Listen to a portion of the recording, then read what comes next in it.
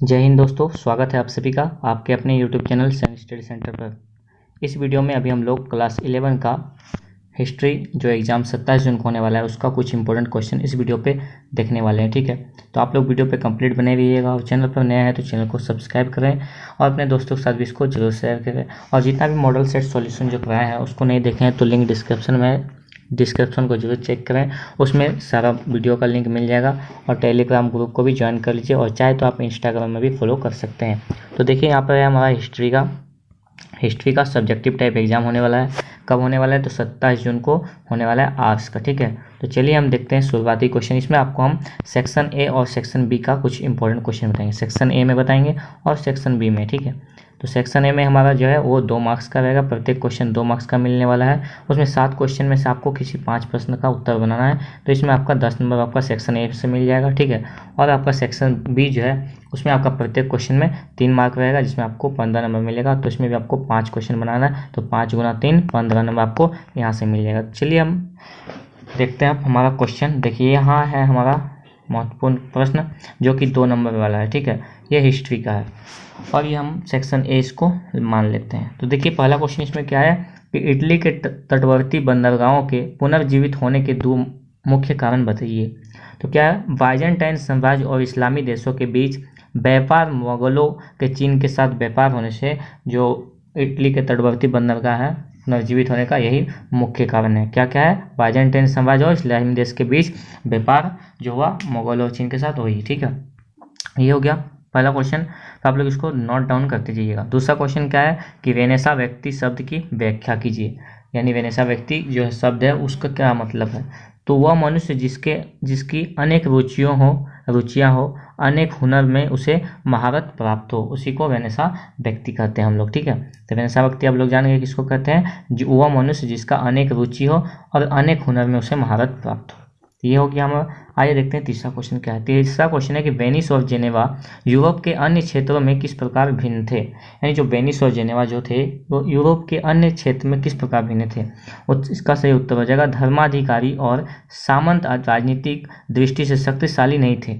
नगर के धनी व्यापारियों और महाजनों का शासन में सक्रिय भाग यही था। ठीक है, इसका आंसर हो जाएगा वेनिस और जेनेवा यूरोप के अन्य क्षेत्रों से इस प्रकार भिन्न थे। ठीक है, तो आप लोग ये हो गया तीसरा नंबर का उत्तर। अब देखिए चौथा नंबर का क्वेश्चन क्या है कि दीप पाइटा नामक चित्र के चित्रकार कौन है। ये जो दीप पाइटा नामक है ये चित्रकार जो है, ठीक है, नामक चित्र के चित्रकार कौन है और इसमें क्या दर्शाया गया है इस चित्र में। तो इसका जो चित्रकार का नाम है माइकल एंजिलो जो है। दीप पाइटी नामक चित्र जो है उसका चित्रकार कौन है? Michael Angelo. और इसमें क्या दिखाया गया? मेरी को ईसा का शरीर धारणा करते हुए इस चित्र में दिखा गया है, दीप पाइटा नामक चित्र में दिखाया गया है। ठीक है, चौथा क्वेश्चन हो गया। अब आता है हमारा पांचवा क्वेश्चन।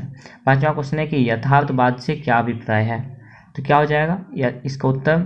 यथार्थ चित्र बनाने की कोशिश शरीर विज्ञान, रेखा गणित, भौतिकी तथा सौंदर्य की उत्कृष्ट भावना ने इतालवी कला को नया रूप दिया, जिसे बाद में यथार्थवाद कहा गया है। ठीक है, ये हमारा पांचवा क्वेश्चन का सही और सटीक उत्तर हो जाएगा। अब आते हैं हम छठे नंबर क्वेश्चन पे। तो छठा है हमारा, देखिए क्या छठा नंबर, 15वीं शताब्दी में किन लोगों को मानवतावादी कहा गया है। यानी जो 15वीं शताब्दी जब चल रही थी तो किन लोगों को मानवतावादी कहा गया है। इसका सही उत्तर हो जाएगा वे जो भौतिक संपत्ति, गौरव और शक्ति से आकृष्ट हुए, जिनके अच्छे व्यवहारों के प्रति दिलचस्पी थी, उसी को 15वीं शताब्दी में मानवतावादी कहा गया है। ठीक है, तो ये हो गया हमारा छठा क्वेश्चन। अब आते हैं हम सातवां क्वेश्चन। क्या होगा यहाँ पे देखिए, पाप स्वीकारोक्ति नामक दस्तावेज क्या थी। जो पाप स्वीकारोक्ति दस्तावेज था उसका क्या था। ठीक है, नामक दस्तावेज क्या था यो। इसका क्या उत्तर होगा कि चर्च द्वारा जारी दस्तावेज, यानी जो चर्च के द्वारा जो दस्तावेज जारी किया जाता था जो व्यक्ति को उसके सभी पाप से मुक्ति दिला सके। यानी जो व्यक्ति कोई भी पाप करता है उसका मुक्ति दिला सकता है। ठीक है, जो चर्च के द्वारा दस्तावेज जारी किया जाता था उसी को पाप स्वीकारोक्ति दस्तावेज कहा गया है। ये हो गया। तो आपका एग्जाम में 7 ही क्वेश्चन रहेगा, लेकिन हम आपको यहाँ पे 2 एक्स्ट्रा क्वेश्चन बता रहे हैं। ठीक है, अब आता है हमारा 8वां क्वेश्चन कि सूर्य केंद्रित सौरमंडलीय सिद्धांत क्या था। इसका उत्तर होगा सूर्य स्थिर है और पृथ्वी समेत सारे ग्रह सूर्य के चारों ओर परिक्रमा करते हैं, वही सूर्य केंद्रित सौरमंडल सिद्धांत था। ठीक है, तो आसान था। अब आते हैं हमारा सेक्शन ए का लास्ट क्वेश्चन। तो यहाँ पर है मार्टिन लूथर किंग कौन थे, यानी मार्टिन लूथर जो किंग थे वो कौन थे। तो क्या होगा इसका उत्तर, जर्मन युवा भिक्षु जिन्होंने कैथोलिक चर्च के विरुद्ध अभियान छोड़ा, यानी जो कैथोलिक चर्च के विरुद्ध अभियान छेड़ा था, ठीक है, वही मार्टिन लूथर किंग है। ठीक है, तो हमारा सेक्शन यहाँ पर खत्म होता है। आपको यहाँ से 1 से लेकर हम 9 तक का प्रश्न बताया जो कि काफ़ी इंपॉर्टेंट है। ठीक है, अब हम देखते हैं सेक्शन बी में, और ये यहाँ से जो हमारा स्टार्ट होता है सेक्शन बी, और इसमें प्रत्येक क्वेश्चन में आपको मिलने वाला है 3 मार्क्स का। ठीक है, तो आप लोग इसको अच्छे से थोड़ा लिखिएगा, और इसमें आपको थोड़ा बड़ा करके लिखना पड़ेगा, तब आपको 3 मार्क्स दिया जाएगा। तो देखिए क्या है पहला क्वेश्चन, विज्ञान और दर्शन के क्षेत्र में अरबियों के योगदान की व्याख्या कीजिए। क्या होगा, देखिए इसका उत्तर, अतीत के पांडुलिपियों का संरक्षण तथा अनुवाद इब्न सीना तथा इब्न रुश्द का योगदान रहा है। अनुवाद के जरिए इक्का प्रचार प्रसार, यही सब का योगदान रहा है विज्ञान और दर्शन के क्षेत्र में। ठीक है, अरबियों का यही सब योगदान था। तो हमारा पहला क्वेश्चन हो गया। अब दूसरा क्वेश्चन देखिए क्या है कि पेटार्क के विचारों के परिप्रेक्ष्य में मानवतावादी विषयों के अध्ययन के महत्व को स्पष्ट कीजिए। यानी जो पेटार्क के विचार परिप्रेक्ष्य में मानवतावादी विषय का अध्ययन जो था उसमें महत्व को उसका स्पष्ट करने बोल रहा है। क्या उत्तर होगा कि पेटार्क के विचारों के अनुसार पूरा काल एक विशिष्ट सभ्यता जिसे प्राचीन यूनानियों और रोमनों के वास्तविक शब्दों के माध्यम से ही अच्छी तरह समझा जा सकता था, अतः प्राचीन लेखकों की रचनाओं के अध्ययन की आवश्यकता थी। ठीक है, ये हो गया हमारा दूसरा क्वेश्चन का आंसर। तो आप लोग इसको नोट डाउन करते जाइएगा। ठीक है, अब आते हैं हम अपने तीसरे नंबर क्वेश्चन की ओर। तो यहाँ पर हमारा तीसरा नंबर क्वेश्चन क्या है कि मुद्रण ने किस प्रकार मानवतावादी संस्कृति के प्रसार में सहायता की। जैन मुद्रण जो था वो किस प्रकार मानवतावादी पे संस्कृति के प्रसार में सहायता किया। क्या हो जाए इसका उत्तर, मुद्रण के कारण जो कुछ भी इटली में लिखा गया विदेशों तक पहुँचा, यानी जो भी इटली में लिखा गया तो मुद्रण के कारण वो विदेश तक पहुँचा। विचार मत और ज्ञान का तेजी से प्रसारण हुआ, यानी जो विचार मत और ज्ञान था उसका तेजी से प्रसारण हुआ। मुद्रण से पहले कुछ भी हस्तलिखित प्रतियां नहीं थी। ठीक है, हस्तलिखित नहीं थी, मुद्रण से पहले कुछ ही हस्तलिखित प्रतियां थी। ठीक है, ये हो गया। अब आते हैं चौथा क्वेश्चन। चौथा क्वेश्चन क्या है कि मध्यकालीन यूरोपीय समाज में महिलाओं को स्थिति स्पष्ट कीजिए। इसका उत्तर होगा, पारिवारिक निर्णयों में तथा सार्वजनिक जीवन में महिलाओं की भागीदारी नहीं थी। कारोबार चलाने में महिलाओं की कोई राय नहीं, यद्यपि दहेज को कारोबार में लगाया जाता था। व्यापारी महिलाओं को भी स्थिति भिन्न, कुछ अपवाद भी। ये हमारा चौथा क्वेश्चन का आंसर हो गया।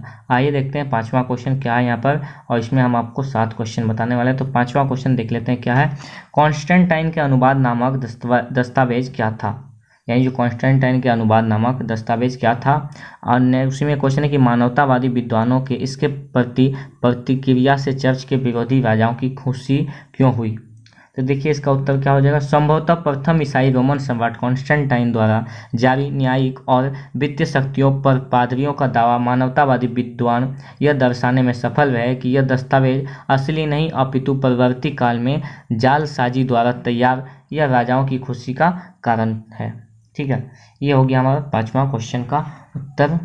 ठीक है, आप लोग एक बार अच्छे से पढ़ लीजिएगा। अब देखिए छठा नंबर क्वेश्चन क्या कि ब्राह्मण के प्रति कोपरनिकस के सूर्य केंद्रित सौरमंडलीय सिद्धांत तथा ईसाइयों के विश्वास के अंतर स्पष्ट किए। यानी जो सूर्य केंद्रित सौरमंडल जो था उसको कौन दिया था, कोपरनिकस ने दिया था। ठीक है, और जो सिद्धांत था ईसाई और यहाँ पे जो था ईसाई के विश्वास में, यानी ईसाई सब जो क्या विश्वास करा तो उसी बारे में अंतर स्पष्ट करने बोल रहे हैं।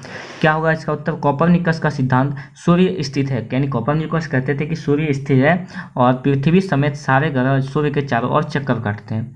और ईसाइयों का विश्वास पृथ्वी पापों से भरी है और पापों की अधिकता के कारण वह स्थिर है। यानी ईसाई लोग क्या कहते थे कि ईसाई का विश्वास था कि पृथ्वी जो है वो पापों से भरी, मतलब पापों से अधिकता के कारण जो पृथ्वी है वो स्थिर है, इसलिए पृथ्वी नहीं घूम रही। पृथ्वी ब्रह्मांड के बीच में स्थिर है जिसके चारों ओर खगोलीय ग्रह घूम रहे हैं। ठीक है, ये हो गया हमारा छठा क्वेश्चन का उत्तर। अब हम देखते हैं हमारा आज का लास्ट क्वेश्चन, और इसके बाद हम नेक्स्ट वीडियो में देखेंगे। ठीक है, तो देखिए 7वां क्वेश्चन क्या है, ईसाई मानवतावादी इंग्लैंड में टॉमस मोर और हॉलैंड के इवेशम्स की चर्च के प्रति क्या अवधारणा थी।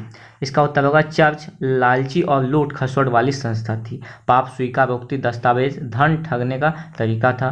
कॉन्स्टेंटाइन के अनुवाद नामक दस्तावेज जालसाजी द्वारा तैयार किसानों पर लगाए गए अधिक और अनुचित थी। ठीक है, तो ये हो गया हमारा 7 का उत्तर। उम्मीद करते हैं आपको ये सारा क्वेश्चन अच्छे तरीके से समझ आएगा। तो चैनल पर नए हैं तो चैनल को सब्सक्राइब जरूर करें नेक्स्ट वीडियो के लिए। ठीक है, तब तक के लिए बाय, मिलते हैं नेक्स्ट वीडियो के साथ। जय हिंद।